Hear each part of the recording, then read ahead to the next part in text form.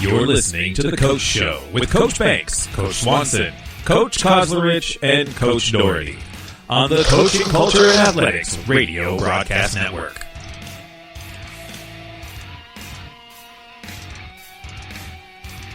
Sit back and enjoy the show.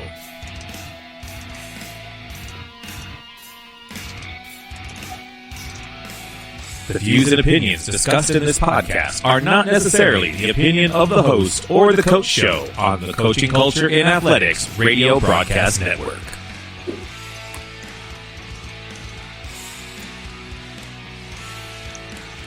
Let's get it done.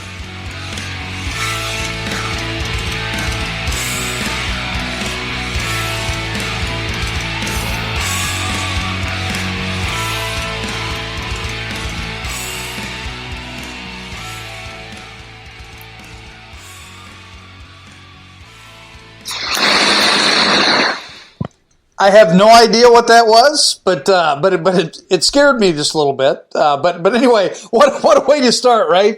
We just made everybody in North America cringe because of that crazy. I don't know what it was, but anyway, you're listening to the Coach Show on the CCA Broadcast Network. Today's show again is sponsored by the Mad Culture Present in Athletics, written by Charles Banks, yours truly. Looking to become a sponsor of a growing organization or interested in joining our podcast team? Email us at coachingcultureandathletics@gmail.com.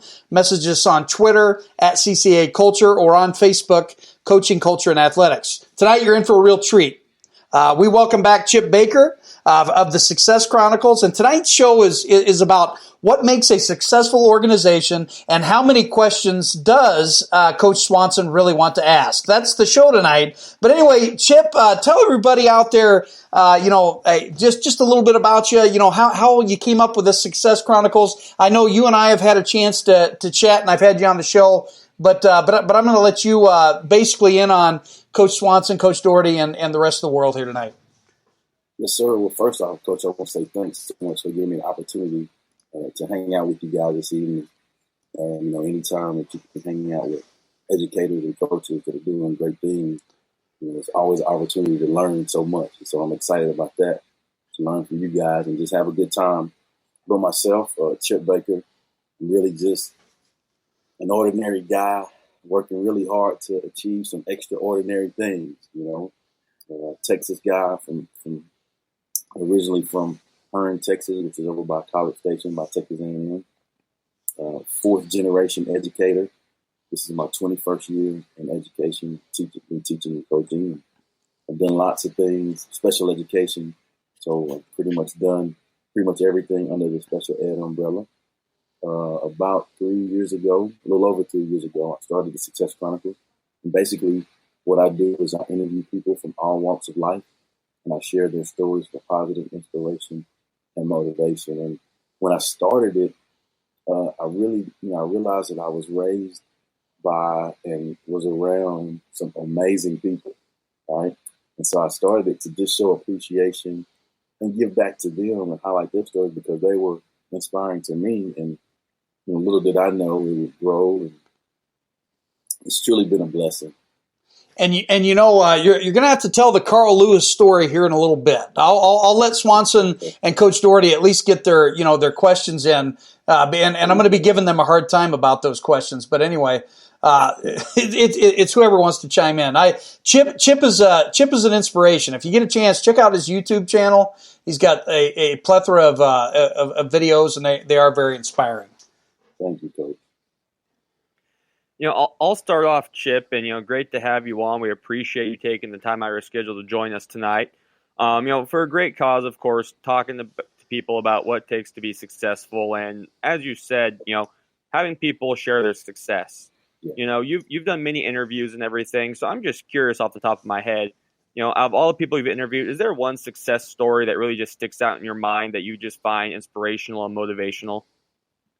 It's really not one. Probably the most important one to me is my mother. I interviewed my mother and put hers out like the first Thanksgiving, that I was doing the Success Chronicles. And to me, I was raised by a great mother, single parent mom. I live with a superhero in my house. And so I've been blessed to interview some really cool people, like Coach said. But, the one that's been, my favorite is really like my mother, and the ability to highlight her and show her, show people to the world that, this lady is amazing. So that's been my favorite. It got a little quiet, so I had to jump in. Coach Doherty, I think that your special fan is listening right now. Hi, Mom. I love that. I love that. So what about when you're looking at organizations that are struggling, and because you're spending some time now talking to different organizations, making changes, the step plan that you guys have, what kind of advice would you give to struggling organizations out there where their culture just isn't quite right? I think the first is, it starts with having servant leadership. And, when you have servant leadership, then, the people that are under you and around you, see firsthand, not necessarily by what you say, but more so by what your actions. And when you have those type of actions, I think people will follow you. It's awesome to see that, it shows the people that they can trust you. It shows the people that you care about them, and, I'm here to do what I can do to help. I think for me, that's where it starts. And then secondly, I think it's important to leave your ego and your baggage, leave it at the door. I think we all have baggage or this or that. We all wear many hats, but it's important to literally many hats. We all have on hats. But I think it's important to make sure that, when you're in the moment, you're in the moment. And really, focus in on the right now and be in the moment at this time. And so what that does is it creates loyalty with your people, because it shows them that, hey, this is important to him. And this is important to our leaders, and it becomes infectious. And then from there, I think you have to have a healthy dose of love and accountability. Really, really love your people. Really, really take care of them, but also, make sure that everyone is accountable, and have exacts of the expectations. Have what happens if those exacts don't come through, and then you have to follow through as well, because that shows that, hey, it's a structured organization. Then effective communication is one thing that comes up for me too. I think it's important that we're open, honest, and consistent with that, as well. I think and for me, my personal experience is the best leaders that I've been around have been those that were great at having the hard conversation. Like they, if it was difficult things, like, they may not have been okay with it, but they could do it. Hey, we need to do this because of this. And they were open and honest. And then I think the last thing that comes to mind when you ask that question is just work. I mean, you have to put the work in. If you want things to be good, you have to put work in. I want to make sure that I'm not stepping on anybody's toes, so I'll let you guys go ahead. One thing you said when you're listening to that is, love and accountability. So, in today's society, in today's culture, it's getting harder to hold people accountable. What do you use? Because, you're an educator, you're a coach, and all that stuff. What's a method you use that helps, hold people accountable, especially, the younger kids these days?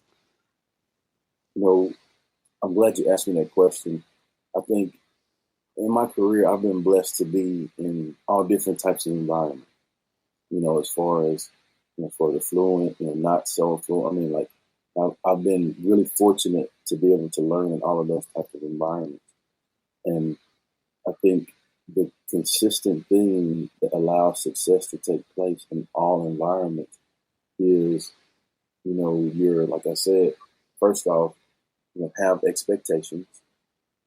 Secondly, have the consequences that will take place if, those expectations aren't met.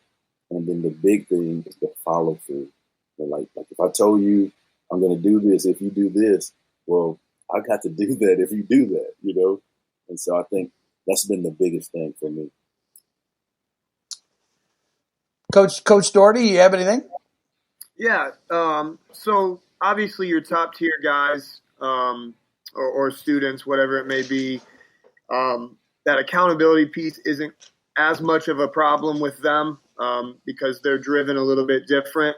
What about those middle tier and lower tier people inside of an organization? How do you get them to come along with the ownership that you were talking about? That's a good question, Coach. I think for me, looking at it from the athlete perspective, I've been all of those tiers in my life. Whether it's, high school being, a pretty decent athlete, going to college where there's a lot of good athletes and not being, the top is like I was in high school. So I know the feeling of what it feels like to, feel like you don't have worth or not communicated with because, you're not as important in the scheme or whatever that may be. But again, some of the best leaders that I've been around have been leaders that, let everybody know their worth, and, those guys that find something for kids. And I think if you can, let everyone feel that, like, hey, you're a part of this team. Like, we need you here every day, and so, and you reward those guys, not to hurt the game, but, you find ways that they can excel. And it's crazy how, probably 8 to 9 times out of 10, those guys are going to come through for you because they know you believe in them. They're going to give you everything they have to give. And I totally agree with that. Now, what about the real hard to reach kid? The student athlete that for whatever reason, they come in, their family life isn't that great. You've heard the outside noise from other coaches saying, "Oh my goodness, Jim here is just not going to be a team player." How do you reach those kids? That's one of the greatest questions I think that's out there, because I think everybody deserves a chance to come in with a clean slate and succeed. Well, first off, when I hear about that, I'm raising my hand because I want that kid, right? Like I want to coach that kid. Give me that kid. For me, that's the challenge, and that's what I love about it. But I think at the end of the day, just like anything, there's a reason for every behavior, right? And so if a kid is a troubled kid, if he comes in as a troubled kid, well, it's my job to find out, okay, why are you behaving like this, right? Like, where does it come from? Is it the pain? Like, what's going on at your home? What's happening? I think, and I know we're talking sports or whatever, but like, that's the deal. Like, a lot of times, like, people are interviewed and they ask me about like school shootings and those kind of things. I think the thing that hurts my heart, Coach, is that if kids are doing those things, it shows me that nobody has reached those kids. And for me, that's unacceptable, right? Because in any organization I'm in, we're going to love kids. Every kid that comes in here in our building and whatever, love on them. Make sure, coach them hard, but you make sure you love them even harder, right? And so I think when you do those things, I think it organically quiets the outside noise. All of that other stuff, on the outside becomes less important because the kid knows that, they have worth, they have value. I'm looking forward to going to hang out with Coach today because, I know that I'm important to what's going on. So organically, I think those things happen. And there comes a time too. One of my mentors, we were talking a few years back, and we were talking about discipline and all of those things. And a lot of times when you have kids that see the devil every day in their environment, like when they go home, You can't scare those kids. You know what I'm saying? Like, you can't say, like, you have to be real with those kids. And you have to say, hey, I expect you to do this. If you don't do this, this is what I'm going to do. And then if they don't do it, I have to follow through and make it happen so they know, hey, he's real. He's a man of his word. Like, he told me he was going to do that. And then be consistent with that. So that's how I would handle that, Coach. That's a great response. I appreciate it. Thank you. One of the hardest things, I think, is the follow through sometimes, simply because in today's society, when you try to follow through, you have, from the coaching and teaching perspective, you have parents that disagree with the follow through. Yeah. How would you communicate with those parents that what you're doing has a reason, has a purpose, and that the follow through is necessary for their kid to reach potential and be successful? So I think that falls back on the communication. It's important to, ahead of time, as a coach, as a leader, as a staff, know your non-negotiables, if you will. Know the things that you stand for, your values, and stand firm on those values. And then once you have that, the core common principles that you believe in and that you're going to go fight with, then you have to communicate those effectively to all parties involved. And so, all parties involved is the staff, the community, the parents, the kids, and so, again, when everybody in line knows, hey, this is what it is, this is how it's going to be, and it's hard when you love kids and you're taking care of kids to not do the right thing for them. You have to do the right thing, and the right thing is holding them accountable, because it's not saying, hey, I don't love and care for you. It's just saying, hey, we talked about this. We said this was going to happen, but I'm not going to let you mess up what all of these other guys are doing the right way. You're not going to do that. And so you either get on, right, or you can't be a part of it, because there's a whole lot of guys out there that's willing to do that. You need to step it up. And so that's how I would approach that. And then, with the parents, I think, and this is a big deal. And I don't know if, you guys have kids or whatever, but once you have kids, it's kind of your perspective, I don't know, like the way you coach, like have always taken care of kids, but once I had a son, I really wanted to make sure that I, went above and beyond to love kids, and treat them like, I would, take care of and treat my son, or how I would want somebody to treat him that would coach him. Did you ever have an issue when you were coaching your own son? Because I had it, especially as a young coach, and I remember coaching my daughter, and I was like super hard on her. I mean, like, but I was hard on. I wouldn't necessarily call it hard. I coach in a pretty ferocious way because I want my kids to go out and and play that way. Okay, that run through that brick wall. However, sometimes dads tend to overcoach their own kids, and they're much harder on them. How do you get past that? Well, the fortunate thing for me is my son is 13. I only have one, and so I've done high school, so I haven't gotten to that, and then so I haven't really have dealt with that one-on-one. But I think for me, I don't know. I think I'm father first, in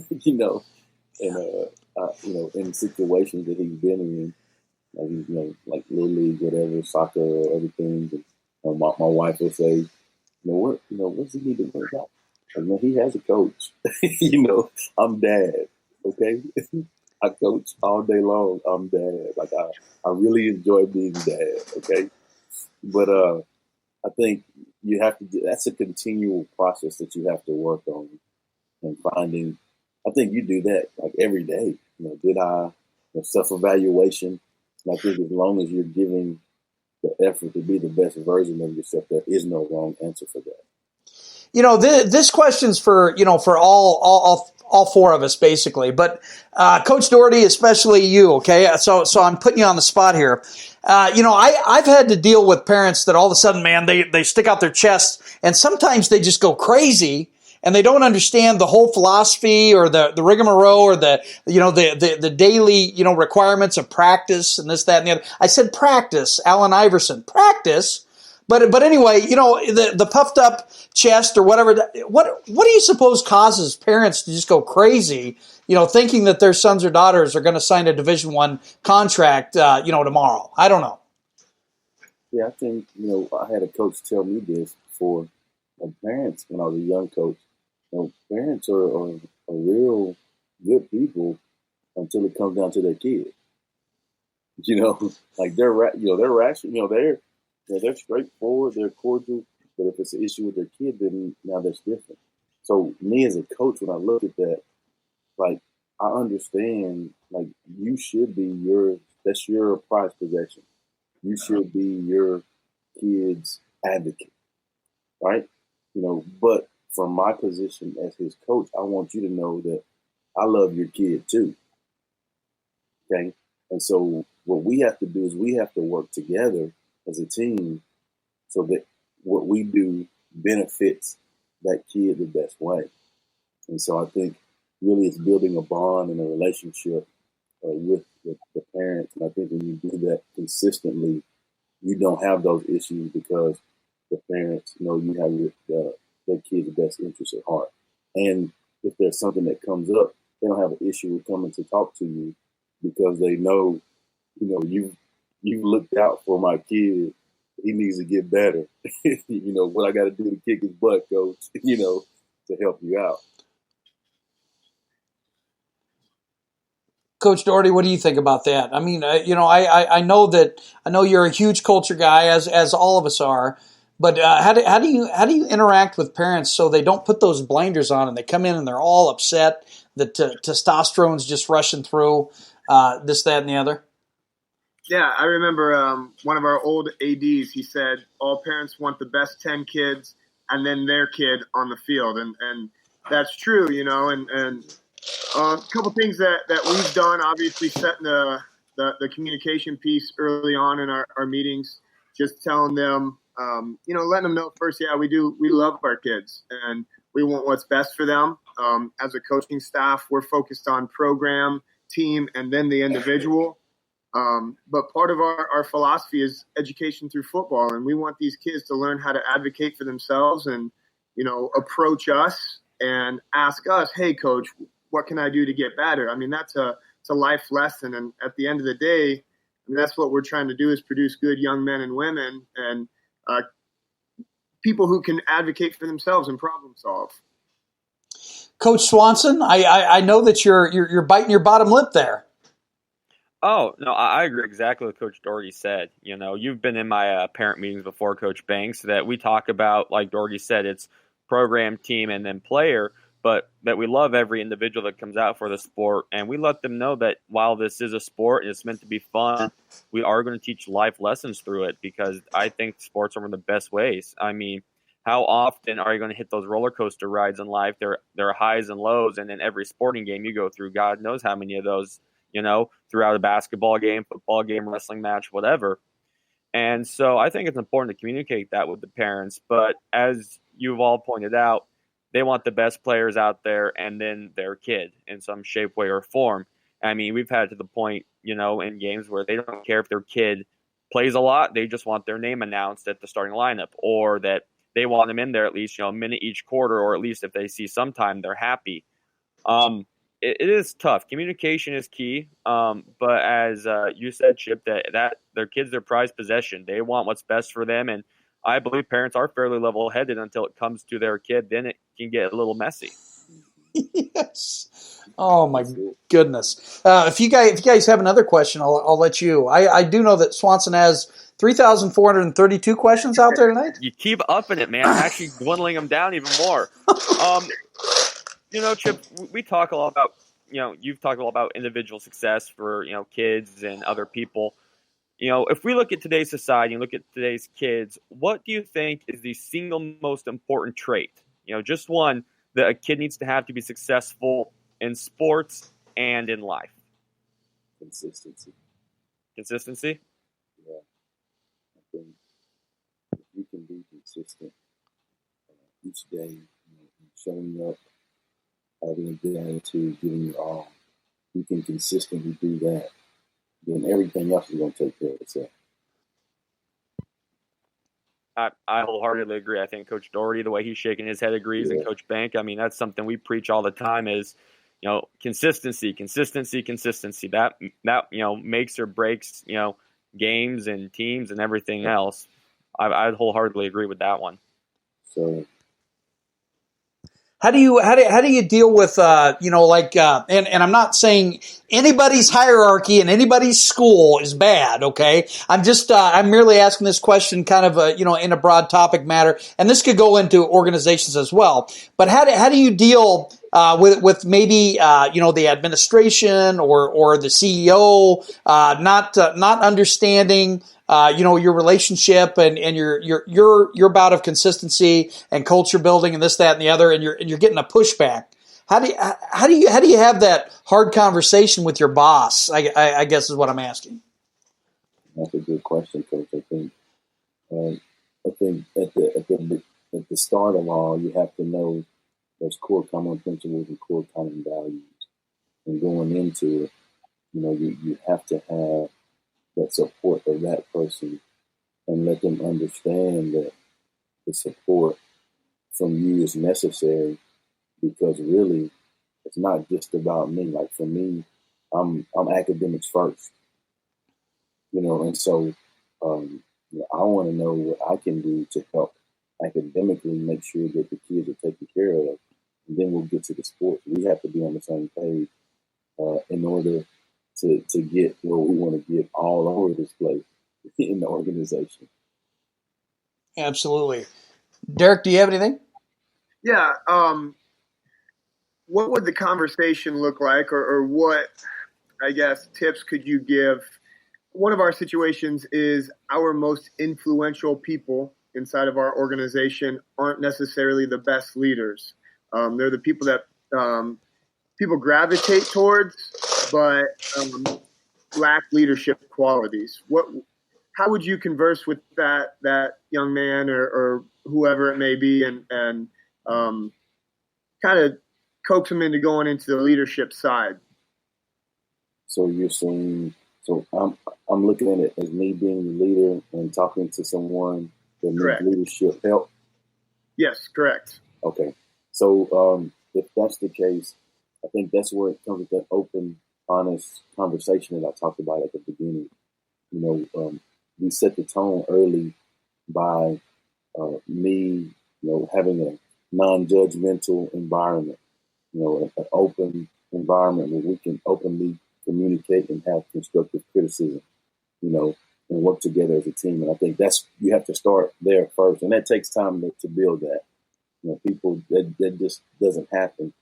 But when you get to those situations like that, when you come to that person and say, hey, I need you to work on this, to be better at this. But then not just saying, I need you to work on this, but I want to help you work on this, and let me know what you need me to do to help you get there. Coach Swanson, I think that you and I do a great job at that, but most of the time it's still loud. It's still a very loud conversation when that takes place. Yeah, I would agree with that. Not because we want to be. We just are loud individuals. Our kids tell us that a little too often. Yeah. So, Coach Swanson, you got a few more questions up your sleeve, I'm sure, and then Coach Doherty will come back to you too. Yeah. So overall, I mean, Chip, you've given us some great information. I mean, you really break it down to a very, very simple approach when defining, what it takes to be successful and building that culture. So when we put that all together, what does success look like to you? Success for me in an organization looks like all parties involved know the expectation. All parties involved know that there's consistency. All parties involved know what's going to happen. Like if something goes wrong, or we have to make an adjustment, like you know what I'm going to do.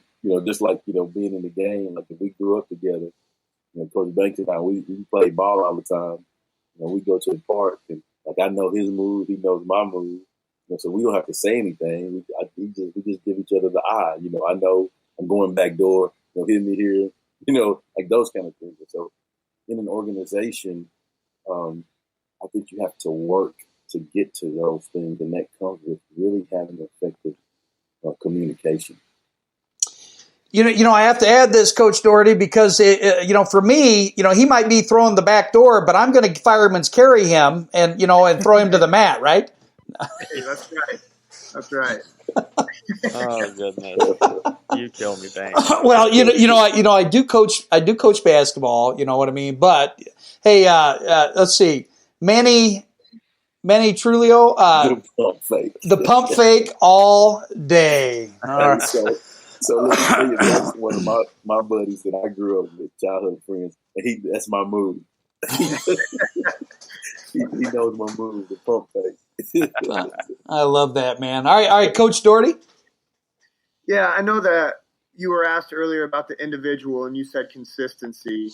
Yeah. What would your answer be for the organization as far as the key components? Consistency. Yeah, I say the same thing. We all need to be on the same page. Because when you all are on the same page, everybody knows what you're going to get. Those successful all day, those successful programs, are those ones that like Alabama, like Smash Mouth football, we're gonna run over you, like stop us, And so I think when you can get to that in anything you're doing, and really that's what I strive to get to in all phases of my life, work, home, my faith, everything I do. I really work hard to have consistency because I want people to know what they're going to get from me. Like without a doubt, like Coach knows on his interview, he knew beforehand what he was going to get from me. And I work hard to do those things. It's because you go get it. Go get it, baby. That's right. Yeah, and we say let's get it done. Okay, we got about 12 minutes. I do want you to share, Chip, a little bit about this book, this organization. What you can do to help outside organizations, improve and find that consistency and that love within their organization. Share a little bit about that because I'm sure Coach Doherty and Coach Swanson will have questions over that as well. Awesome. So my second book just put out in the fall. Effective Conversation to Ignite Relationships is the title of the book. And it's co-written by Dr. Oliver T. Reed. He and I, we connected through the Success Chronicles. I interviewed him. We hit it off really well. Great man, sharp guy. He's done like 20 books. Great guy to learn from. And so we did. I interviewed him. Like, hey, let's link up. We did a topic session, and next week, then let's do it again. We did a topic session, and so before long, it was like a month and a half doing that. He was like, hey, this is some good information. Let's put it in a book. Well, how about a book series? So we have a four-book series, and this is our second book. First one was Growing Through Your Go-To, and the second one is Effective Conversation to Ignite Relationships. And currently, we're doing a book tour in different cities, different states. So we did a Texas book tour, 4-city tour in November. Just did Indianapolis this past weekend, Combine weekend as well. So that was awesome experience. But really, it just breaks down tips to help you have effective conversation. And then one that I really want to share with you guys that's really good that people can use with staffs and organizations. So in my part of the book, excuse me, there's a part in there, and I did some research on people, and it's not just, husband and wife, boyfriend and girlfriend, it's all types of relationships. And I think that's what's great about it, because, our life moves at the speed of our relationship. That's a quote from one of my former pastors. But, I did some research, and I asked, what are some tips to help one have an effective relationship. And if there was a husband and wife scenario, and the lady said that we have a rating scale, and so 1 to 10, 1 being 0 to 10, one the low number being it's not important at all to me, but 10 being hey, don't do that anymore, like just don't do that, right? And so for an example was for the lady, it's crumbs on the table like was a 9 for her, right? And for the guy, that's like a 1 or a 2. I don't care about any crumbs. I just want to eat the food. That's not important to me. But what it does is it allows for the open, non-judgmental communication, right? And so, like from the lady's perspective, it shows the guy that, hey, okay, so that's pretty big for her. All right. From the guy's perspective, he can say, hey, well, I need to help her out with that, and it's not important to him, so they can find a happy medium. Now he cleans up after the meal for the family and makes sure there's no crumbs on the table. And that helps their relationship. So, that analogy can be used in any type of organization. I think it really helps with the communication because, if we have an issue, like, hey, Coach, that was like an 8 for me, and then now, what was that for you? Like, that was like a 3 for me. And then now we can just talk about it. Yeah, it was an 8 for me because this, it was a 3 for me because this. So what's our plan to get better on that? So really, that's only taking me, a minute, 2 minutes to do that? I'm going to guess that Coach Swanson will come over tomorrow with a big 10 on his paper. Never. That's I think that's a great tool to get effective conversation because I think, especially in today's society, whether it's with your significant other, people you work with, whatever, it's hard to have an effective conversation without people getting very upset. I see this, teaching kids, coaching them, whatever. It's hard to get conversations and be serious and sincere when you say something, the other person just, they're upset and don't want to listen. So I'm excited to read this book. I think it's going to be great. I can't wait to, crack it open and see what you got. What you've said today has been some really great and insightful words of wisdom. Thank you, Coach. I really appreciate that. Coach Doherty? Yeah, absolutely. I'm excited about it too. I'm excited to take this rating system to class tomorrow. We've been talking in class about, I asked my kids, what do you expect from me as your teacher? And we had a conversation on it, and we got to talk about, the things that I expect from them. But I think this number system's a great thing. I'm excited to try it. Thank you, Coach. Yeah, it's, and I'll just tell you, I've incorporated, my wife and I, we incorporated. Sometimes she said, Chip, that's a 12. Like the scale stops at 10, okay? But yeah, it's really good. I thought that it was really neat. Coach Swanson, what we should do is we should initialize if they hit a 10 in practice, then we use Coach Carter's spinning wheel of death, right, or fortune. Oh yeah, wheel of misfortune. Oh yeah. Oh, you got a 10? Oh, okay. Anyway, in the wheel. So, oh goodness. Oh yeah. We have about 6 minutes left. Chip, let everybody know where they can find you, follow you, find your books, and definitely come into contact. Yes. So all of my social media is Chip Baker TSC. I'm on Instagram. Twitter is Chip Baker 19, but everything else is Chip Baker TSC, as in the Success Chronicles, or Chip Baker the Success Chronicles, and I'm on all of the social medias, LinkedIn, Facebook, Instagram, Twitter, TikTok. TikTok. So it's no excuse for you not to get this positive inspiration and motivation, right? So for me, a big thing is, in my life, I learned at a young age that it ain't about me, right? And so my goal is just to do what I can to help make our world a better place. So, guys, if you go on and see something that you like, I would ask that, not the typical thing, like we would ask, like, subscribe, follow, comment, all of that stuff. Just if it's something on there you see you like and will help someone, just share it with them. help make our world a better place. And that's what I would have. Now I'm waiting for Coach Doherty to get his TikTok going. Dang. I did get a TikTok the other day. The kids told me that I needed it because our workouts could go viral, whatever that means. Well, that's because you're in the best shape in this panel. Okay, no. Hey, I appreciate everybody coming on. If you like what you're hearing, be sure to subscribe, like us, share us, on all facets as well.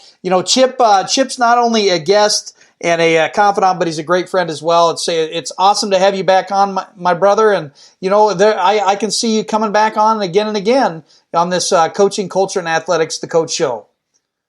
Hey, Coach, thanks again so much for giving me the opportunity to hang out with you guys. I consider it an honor and a privilege.